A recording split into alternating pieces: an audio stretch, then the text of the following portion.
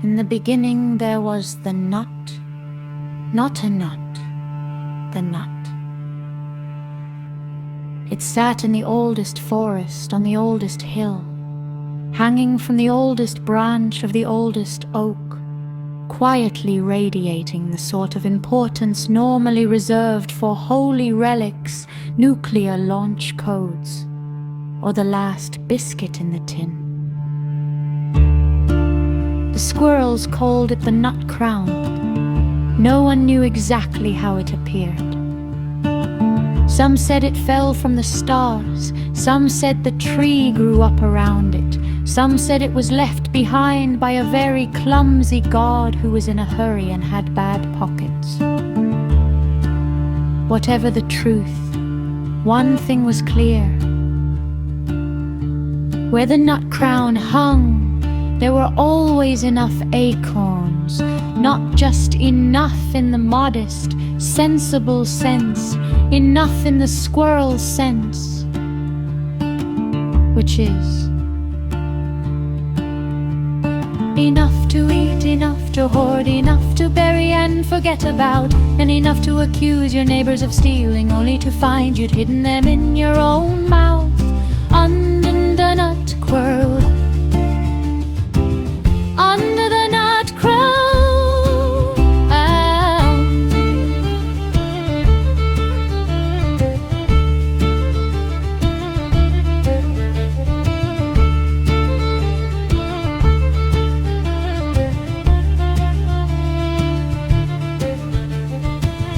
Under the nut crown, the squirrels built a kingdom.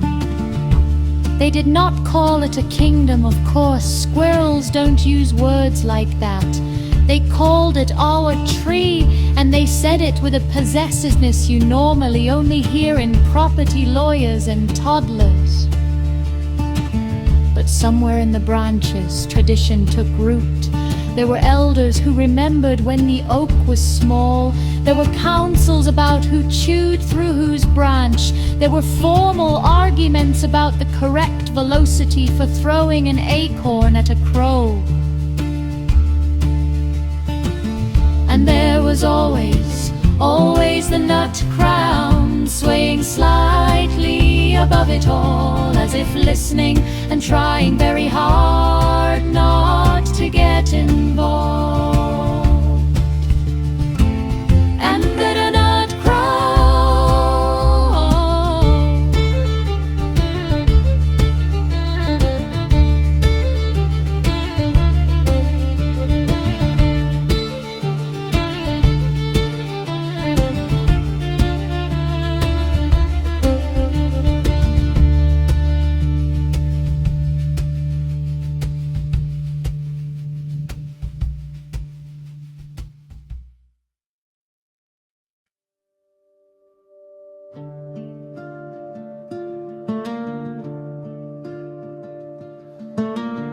Among the young squirrels growing up in the shade of the crown was one named Bjorin. Bjorin had the rare and unsettling habit for a squirrel of thinking before he moved. This made everyone nervous. While other young squirrels practiced the noble art of running headfirst into things and seeing what happened, Bjorin watched humans from the forest edge, memorized their strange path through the trees, and quietly wondered why anyone would walk that slowly unless they were planning something.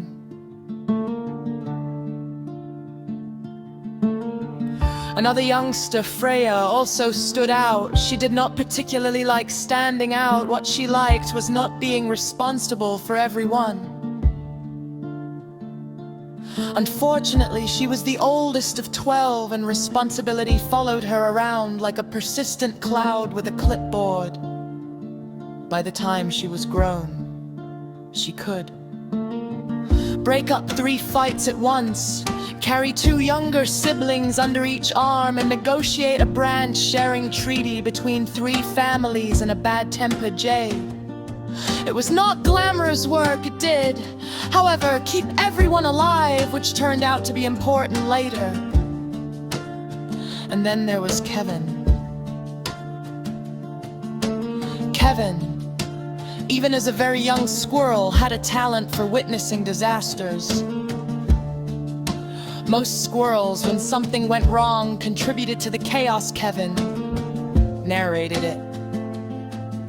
He perched on higher Brontons, eyes wide, voice serious. This is Kevin reporting live from the lower canopy. Tensions are rising as Nutbert once again claims prior ownership of the communal cache. The others ignored him, assuming he was just talking to himself. Kevin assumed with absolute certainty that he was broadcasting to a wider world. It never occurred to him that no one was listening. It would be quite some time before anyone did. The Nut Crown watched them all. If you had asked any squirrel how the Nut Crown watched them, they would have stared at you, crunched an acorn, and said, "It doesn't. It's a nut." But in the way that powerful things sometimes do without trying, its presence shaped everything. More food meant more time. More time meant stories. Stories meant history. History meant arguments about whose version was correct, which is how you get civilization. Things might have gone on forever like that in the peaceful, petty way of all small kingdoms, if not for one crucial problem: humans. Not all humans, to be fair, just the particular kind who look at an ancient forest, a glowing mystical acorn, and an entire ecosystem hanging delicately in balance and think, that would make a lovely retail park. They arrived quietly at first. New noises at the edge of the forest. Metal beasts hunting thin white spicks marked through the undergrowth. Bjorin saw them before anyone else. He watched a man in a yellow vest hammer a post into the soil and unfold a large, crinkling map. The human traced lines through the trees with a pen and nodded in the oddly satisfied way of people who have just drawn a problem and believe that counts as solving it. Bjorin frowned. Fraya had taught him that frown it meant something here is going to go wrong, and I am going to have to fix it.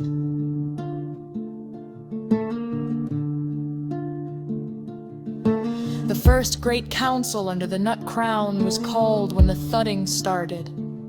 Trees did not simply fall in this forest.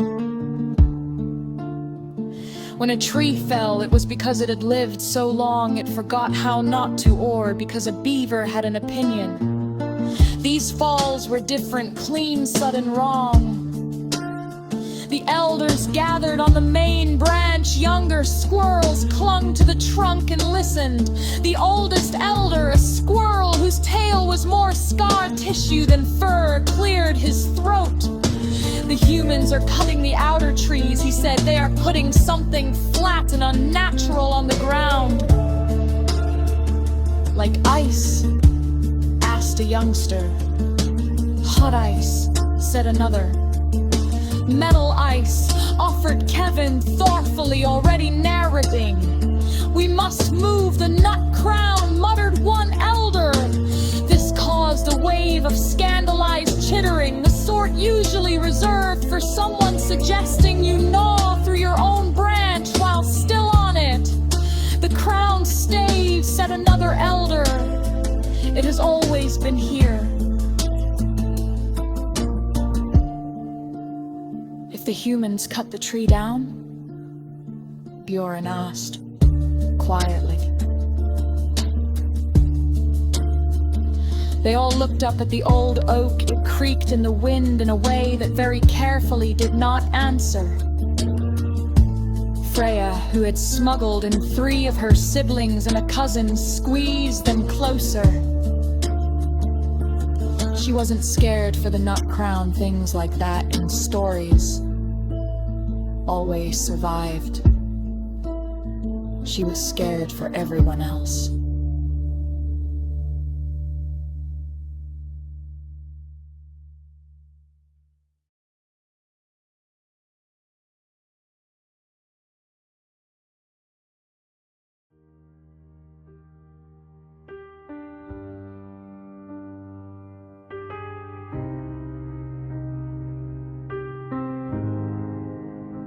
The Squirrel Kingdom's first contact with human machinery came one morning, when a digger's metal arm reached too far into the forest. It swung lazily. It clipped a low branch. On that branch, entirely by chance, was Nutbert. In many ways, history turned on what Nutbert did next.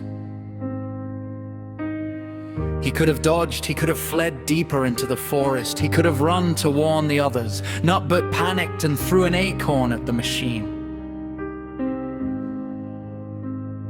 The acorn bounced uselessly off the metal. The digger did not notice. Nutbert, however, immediately promoted himself to defender of the realm, first of his name, Squirrel of the People. From then on, he insisted the forest needed stronger leadership, specifically his. It was, everyone agreed, privately a worrying sign. Humans did what humans do. They cut, they cleared, they measured. What they did not do was look up, which is why, for a while, the nut crown remained undisturbed high above the chaos. It swung as it always had, golden brown in the seasonal light, quietly anchoring what was left of the forest. Kevin began his war reporting there. Perched on a branch just below the crown, he spoke in a low, grave voice as the clearing advanced. This is Kevin, reporting live from the front lines. The humans have pushed past the outer trees. Squirrel morale is low. Nutbert is forming a committee. No one responded. He continued anyway. Somewhere deep inside, a seed of purpose was rooting itself in him. If no one else remembered this, he would Fraya, passing below with 3 siblings hanging off her. Heard only the tone of his voice, serious, determined, a little bit scared. She didn't have time to listen, but she was glad someone did. It is possible that if the humans had moved slower, if the elders had been less stubborn, if someone had listened to Bjorin's quiet warnings earlier, the next part of the story might have gone differently. The nut crown might have been moved, the forest might have adapted, history might have stayed on the ground. Instead, everything happened at once. The diggers reached the old oak's roots. The oldest tree in the forest shuddered for the first time in its very long life. It realized, I am not going to survive this. Trees do not speak in words. They speak in long creaks and slow, terrible decisions. The oak chose to fall towards the forest, not away from it, giving its body as a shield for the undertime as it tilted. The nut crown swung wildly, catching the light one last time. Every squirrel looked up. Kevin, eyes wide, whispered, "This is Kevin, reporting live from the end of the world." The branch snapped, the crown fell, and somewhere between branch and earth, between history and impact, between always and after, it changed everything. Deep beneath the forest floor, far below the roots of the fallen oak, something stirred. It was not alive, at least not in the traditional heartbeat and blood sense. It was alive in the way old machines sometimes are, full of patience, memory, and a faint suspicion that they were built for something more interesting than being forgotten. For years it had slept beneath the soil, listening to worms gossip and waiting for any sign, any signal, any vibration that might tell it, it's time. Deep beneath the forest floor, far below the roots of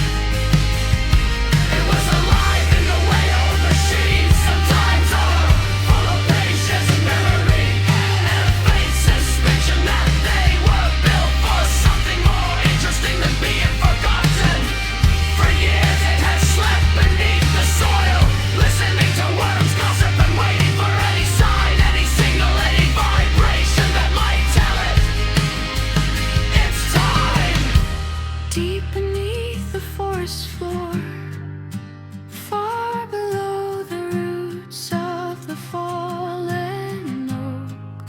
Something stirred, it was not alive, at least not in the traditional heartbeat and blood sense. It was not alive, at least not in the traditional heartbeat and blood sense.